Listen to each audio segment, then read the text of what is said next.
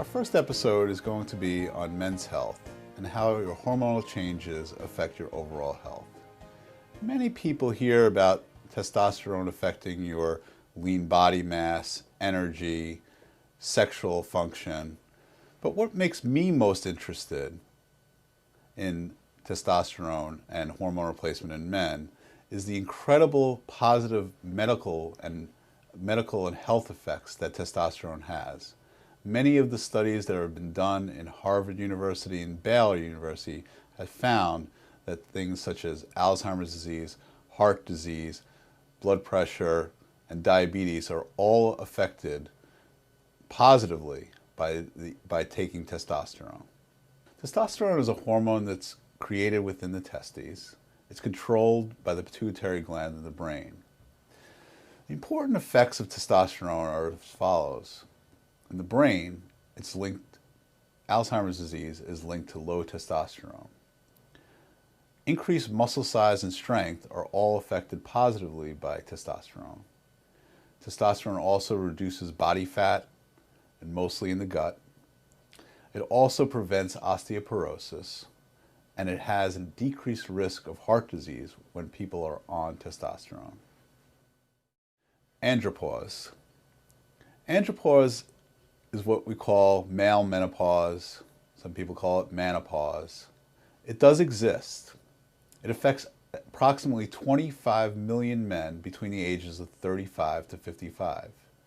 And andropause is caused by low testosterone levels. The effects, as you can see on the slide, include increased belly fat, decreased mental sharpness, low libido, depression, sleep problems, irritability, muscle loss, and erectile dysfunction. This slide, linked to estrogen, is a very important slide because we have to understand that testosterone, which of course is the male hormone, is greatly linked to estrogen in the male body. So men do have estrogen in their system, and the fact is that sometimes your testosterone will lower and you will increase your estrogen levels. So as you can see, things such as on this list, belly fat, low vitamin D, alcohol, stress, increased stress hormone, and high insulin can all convert your testosterone into estrogen.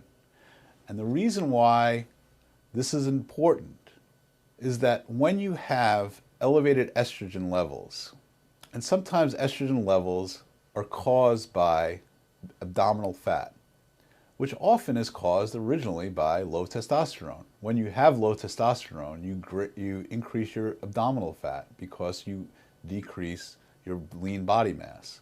So when you have abdominal fat, you increase estrogen.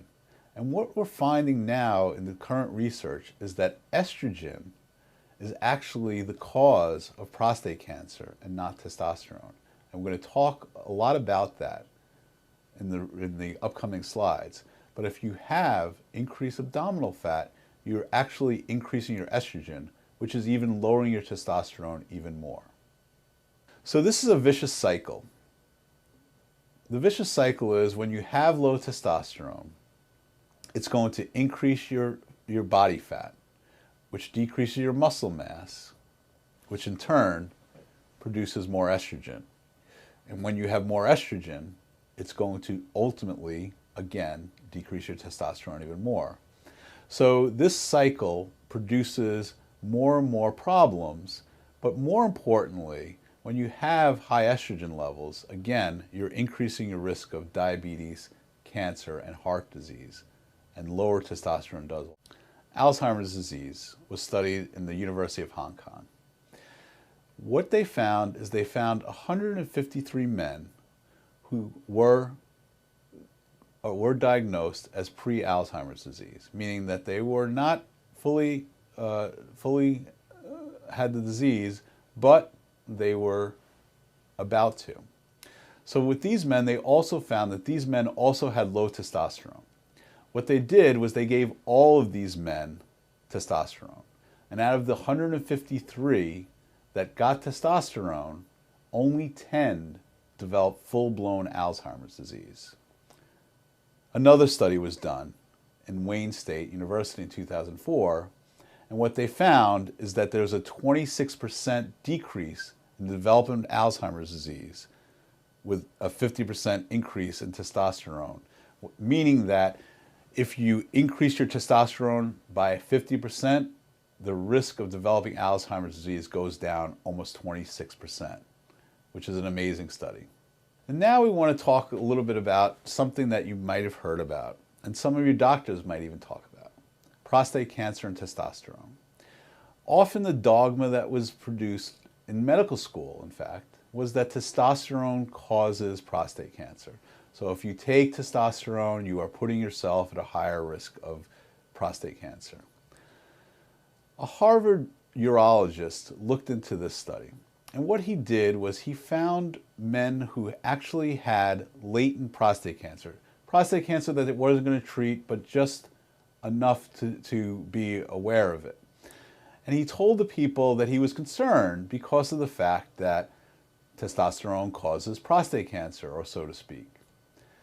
So he started giving these men testosterone and doing biopsies every few months. And what he found is that the cancer cells actually remissed, went down, and none of them developed prostate cancer.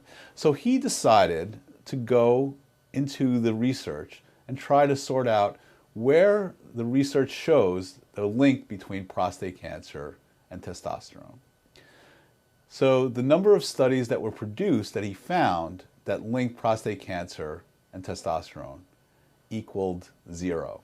There was not a single study that linked prostate cancer and elevated testosterone. The reason why this whole dogma came about was in the 1940s, a man who was castrated received testosterone, a single patient.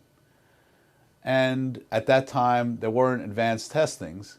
He had developed prostate cancer, which metastasized. Now, we don't know if he had that prior, but the entire dogma of prostate cancer and testosterone is based on a single patient in 1940. No other studies have ever linked the two. And in fact, when you think about it, who develops prostate cancer? Older people with low testosterone. And so Dr. Morgenthaler, who's a Harvard urologist, decided to look at patients who were having prostate cancer. And what he found is that the men who are having prostate cancer actually have lower testosterone. His research is not done, but all the research points at this point that prostate cancer is not caused by testosterone, but in fact protective. So basically this slide shows that there was no increased risk of cancer with testosterone. And there was one study that showed that only the one study showed that the patient who had low testosterone had an increased risk of cancer was by that single patient. So what the conclusions are, as you can see, that there is now a greater link to an increase in estrogen in men to prostate cancer than testosterone, which makes total sense. What we talked about is when men decrease their testosterone, they increase their estrogen, which is actually the link to prostate cancer. Next slide, we're going to talk about heart health and cardiovascular health.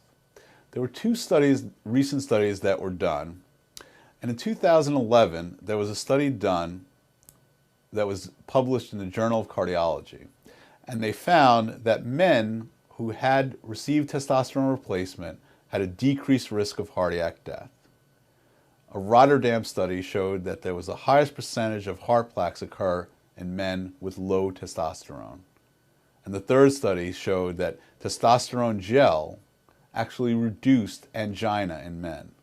So there has been now multiple more studies that are proving that low testosterone is greatly related to heart disease and cardiac. This is just a fun slide, and what a lot of people talk about is the negative connotations in a lot of the sports media about testosterone, steroids, things like that.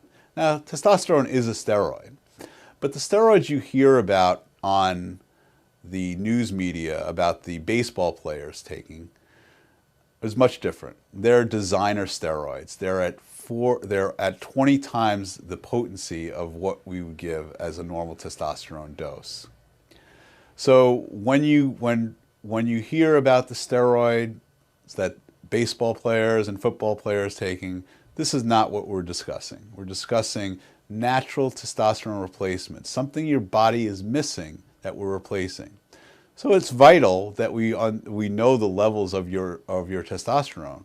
And when we start hormone replacement, it's important that we know your levels and we track them on a regular basis to make sure that you are getting the right dose and you're getting the amount that is going to be protective of all things like heart disease, Alzheimer's disease, but also gives you the positive benefits of all the benefits of testosterone. So common preparations with testosterone include injections, creams, and then there's other types of therapies that is not testosterone, but they actually produce testosterone. These preparations include HCG and Clomid. Every patient is specifically evaluated for what is best for them. No one gets the same treatment because everybody's different. Every individual we have to look at on a regular basis. So the testosterone benefits, as you can see, increase libido, increase lean body mass, increase erection time and intensity, reduces belly fat, increases mental clarity and memory, improves your sense of well-being and competitive edge. Most of my patients say they have a much better memory, they feel better about themselves, and they now are performing